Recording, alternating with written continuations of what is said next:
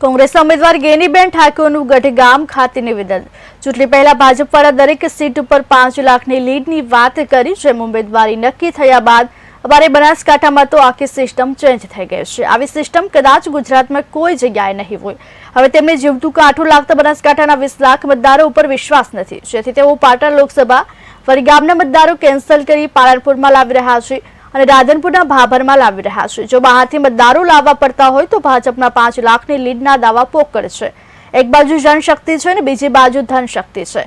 જો ધનશક્તિથી લોકશાહી ખરીદાતી હોય તો મુકેશ અંબાણી અને ગૌતમ અદાણી બંને ભેગા થઈ 542 સીટો ખરીદી નાખી। અમે ચંદનજી ઠાકોર, કિરીટભાઈ જે સમાજના દીકરાઓ ઉપર ખોટા કેસ કર્યા છે તેની સામે રજૂઆત કરીશું તેવું નિવેદન આપ્યું છે।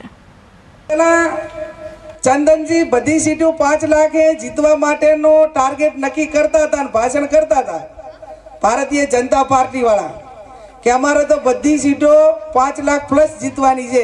આવી વાત કરતા હતા કે નતા કરતા?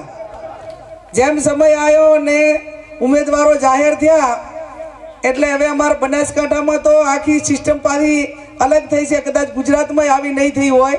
જે 5 લાખે જીતવાના દાવા કરતા હતા એ હવે પાટણ જિલ્લા વડગામમાંથી મતદારો કેન્સલ કરી અને આ પાલનપુર દાખલ કરે રહ્યા। એ કદાચ બનાસકાંઠાના 20 લાખ મતદારો ઉપર ભરોસો ના હોય અને એમ લાગતું હોય કે હવે મારું બેટું કાઠું છે, એ બાજુ રાધનપુરથી ભાભર દાખલ થાય રહ્યા અને વડગામમાંથી પાલનપુર દાખલ થાય રહ્યા। એટલે બે વાત છે, એક તો 20 લાખ બનાસકાંઠાના મતદાર ઉપર ભરોસો નથી અને એક વાત એ પણ નક્કી થાય છે કે કોમવાદને પણ પરાકાષ્ઠ ભટાવી હોય એવું મને